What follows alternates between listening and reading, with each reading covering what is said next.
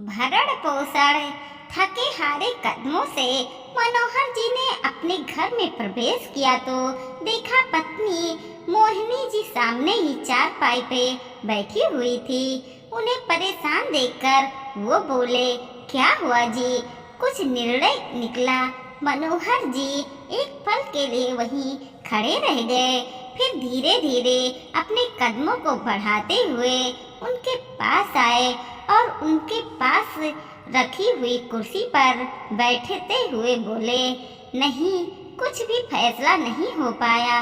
सुनकर मोहिनी जी भी उदास हो गई। फिर कुछ याद आते ही धीरे से बोली, आपने कुछ खाया? नहीं, आज भूख ही नहीं लगी। तुमने खाना खाया? उसके इस प्रश्न से मोहिनी जी भी चुप हो गई। उन्हें चुप देखकर मनोहर जी ने पूछा, क्या हुआ? रजनी नहीं आई आज? नहीं जी, अब वो भी ससुराल वाली हो चुकी है। सास और पति की मर्जी, भेजे तो भेजे, नहीं तो कोई जोर जबरदस्ती थोड़ो ना है। सच है, शादी के बाद बेटियों के हकदार बदल जाते हैं, और फिर वो तो सगी बेटी भी नहीं है, मुंह बोली बेटी है। आखिर वो भी कितना निभाएगी? सच कह रहे हो तुम। आखिर ये तो ससुराल वालों का निर्णय है कि वो अपनी बहू को उसके मायके भेजे या ना भेजे, पर फिर भी मुंह बोली बेटी ने तो काफी फर्ज निभाया है।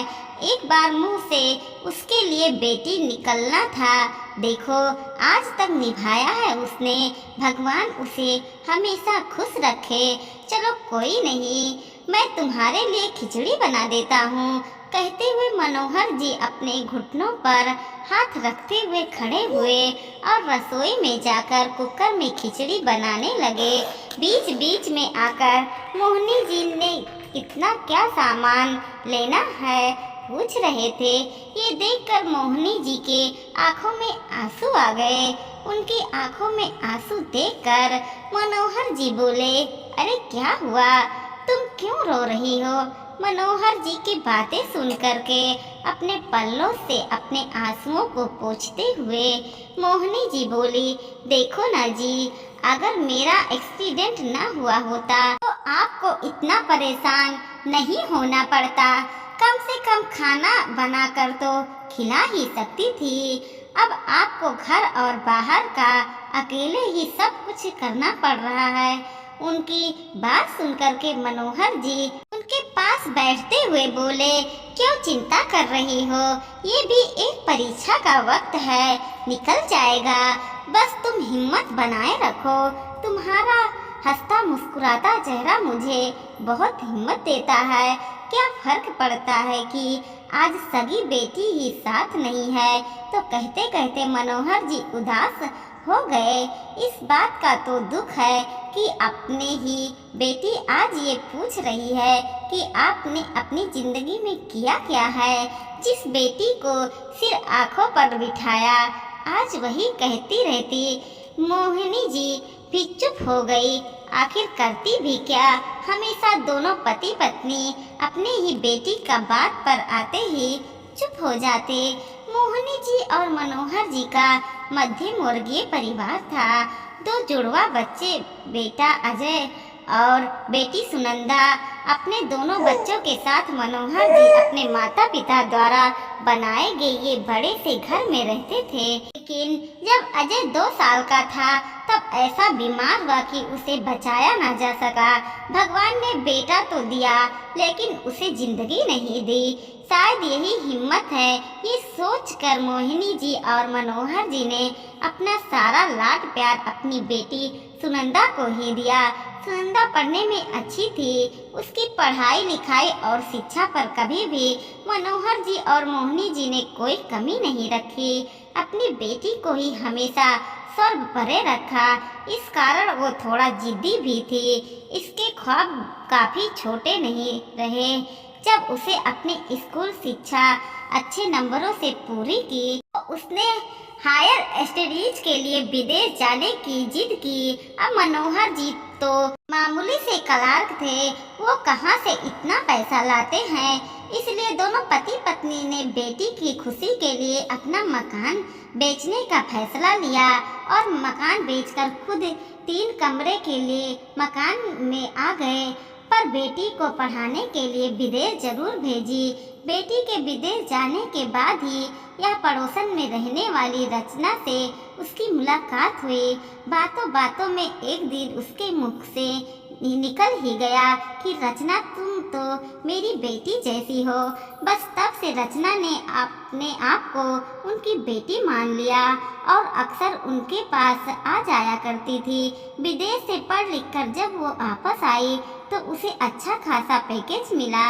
एक कंपनी में वो नौकरी ज्वाइन कर ली, लेकिन उसे ये घर छोटा लगने लगा और अपने माता पिता पिछड़े हुए। वो कई बार अपने माता पिता के रहन सहन को लेकर टोकने लगी थी। कंपनी से शाम को घर आते ही तो सीधे अपने कमरे में घुस जाती, ज्यादा बात नहीं करती। रचना की शादी के समय भी मनोहर जी ने सुनंदा से काफी कहा था, चल बेटा, रचना की शादी है। बड़े प्यार से उसे बच्ची ने हमें बुलाया है, भी तो हमारी बेटी ही है, तुम्हारी बड़ी बहन जैसी है, आप ही जाओ ऐसे लो क्लास शादी में, कहकर सुनंदा अपने कमरे में चली गई। पर वो शादी में नहीं गए। कंपनी में जॉब करते समय ही उसकी मुलाकात हितेश से हुई। दोनों ही एक दूसरे को पसंद करने लगे।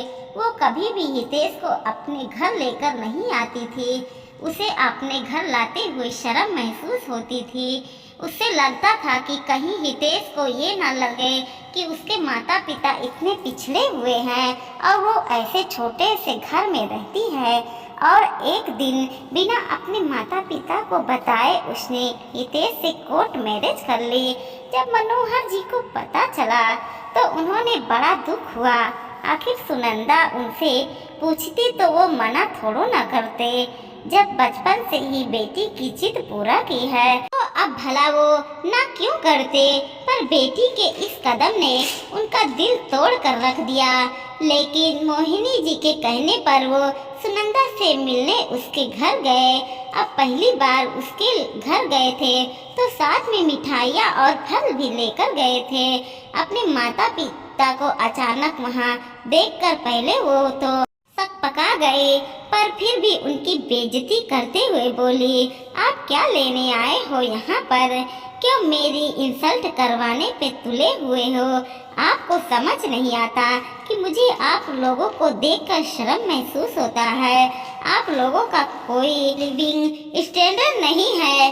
अच्छा हुआ मेरे सास ससुर यहाँ पर नहीं रहते, नहीं तो जिंदगी भर के लिए ताने पड़ते मुझे।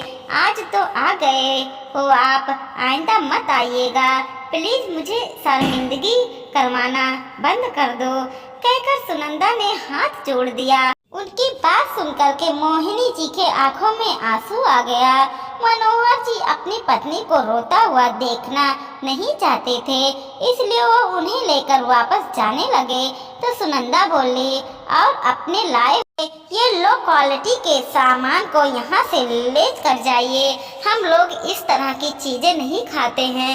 ये सुनकर के मनोहर जी ने कहा, आज तुम्हें जो ये सामान लो क्वालिटी का लग रहा है ना बेटा, उसी को खाकर तुम बड़ी हुई हो। आज जिन माँ बाप को देखकर तुम्हें शर्म हो रहा है ना, उन्हीं माँ बाप ने तुझे जन्म दिया है, पाल पोस करके इतना बड़ा किया है और इस लायक बनाया है कि तू यहाँ खड़ी हुई है। इंसान को अपनी दिन नहीं भूलनी चाहिए। पर तुझे क्या कहूँ, शायद हमारे ही संस्कारों में कमी रह गई हो, कहकर मनोहर जी मोहिनी जी को हाथ पकड़ करके वहाँ से निकल गए। इस बात को ही 8 साल हो गए, तब से उन्हें अपनी बेटी की शक्ल भी नहीं देखी थी। अब मनोहर जी रिटायर हो गए थे, उनके पास थोड़ा बहुत बचत थी, साथ ही साथ एक कमरा किराए पर चढ़ा दिया था। उससे जो पैसा आता था उससे वो लोग अपना भरण पोषण कर रहे थे। लेकिन समस्या तब शुरू हुई जब मोहिनी जी का एक्सीडेंट हुआ।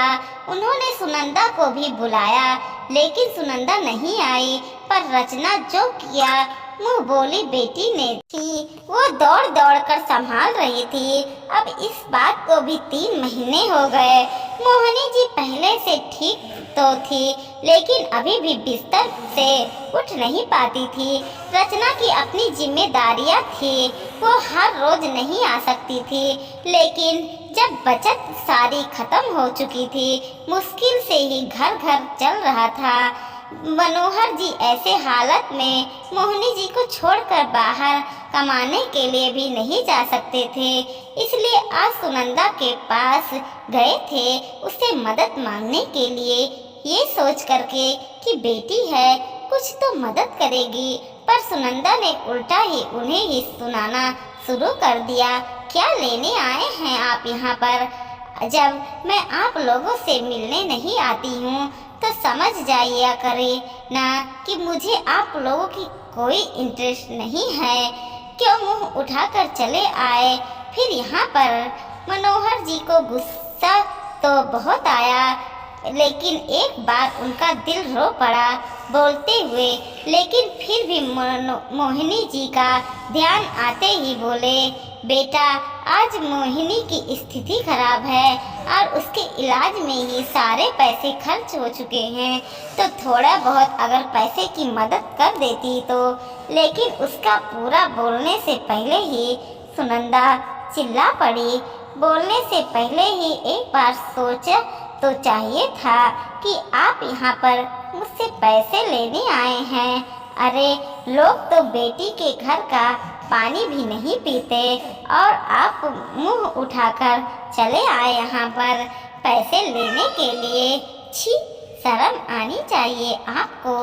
सुनंदा ने काफी बेइज्जती करके मनोहर जी के वहाँ से निकाला। खैर उन्होंने मोहिनी जी को खाना खिलाकर दवाई देकर सुला दिया। काफी देर तक कुर्सी पर मौन बैठे सोचते रहे। काफी सोचने के बाद उन्होंने कुछ फैसला लिया। दूसरे दिन सुबह किराएदार घर पर ही था, तो उसे कहा कि वो मोहिनी जी का कुछ देर ध्यान रखे और मैं 1 घंटे में जरूर काम निपटा कर आता हूँ। फिर वो जरूरी काम से निकल गए। वहाँ से निकल कर वो अपने दोस्त के घर गए, जो कि एक वकील भी था, और अपनी पूरी स्थिति बताते हुए उससे बोले, क्या तुम्हारे कानून में ऐसी कोई व्यवस्था है जो हमारी मदद कर सके? बेटी के लिए हमने अपना सब कुछ खर्च कर दिया और आज वो बेटी हमें कुछ समझती नहीं है। आज हम पैसे से मोहताज हैं, जबकि वो अच्छा खासा कमा रही है, पर वो हमें समाज की पुरानी व्यवस्था याद दिलाते हुए कहती है कि बेटी का घर का पानी भी नहीं पीना चाहिए। क्या तुम्हारी कानून व्यवस्था में हमारे लिए कोई कानून है जो हमें बेटी से भरण पोषण दिला सके? दोस्त उनकी बात सुनते ही बोला, हाँ बिल्कुल है। ऐसी व्यवस्था कानून ने दे रखी है जिसे माता पिता अपनी बेटी से भरण पोषण ले सकते हैं, और इसमें मैं तुम्हारी मदद करूंगा। आखिर दोस्त की मदद से मनोहर जी ने बेटी को कोर्ट की तरफ से नोटिस भेजा, जिसे देखकर वो बुरी तरह से तिलमिला गई और उसी दिन वो घर चली आई। क्या है ये सब? आप अपनी ही बेटी के खिलाफ नोटिस भेज रहे हैं। शर्म नहीं आती आपको? आप मुझसे भरण पोषण मांग रहे हो। अरे लोग तो बेटी के घर का पानी तक नहीं पीते, और आप कौन से जमाने की बात कर रही हो? तुम तो हमें पिछड़ा हुआ कहती थी और खुद पिछड़ी हुई बातें ही को मान रही हो। बेटा वो पुराने जमाने की बातें थी जब बेटी के घर का पानी तक नहीं पीते थे, पर आज तुम शायद भूल गए, उस समय बेटी को भी इतना पढ़ाया लिखाया नहीं जाता था और ना ही बेटी को पढ़ने के लिए विदेश भेजा जाता था, वो भी अपनी संपत्ति को बेचकर। बेटा भरण पोषण तो हमारा अधिकार है, वो तो हम लेकर ही रहेंगे।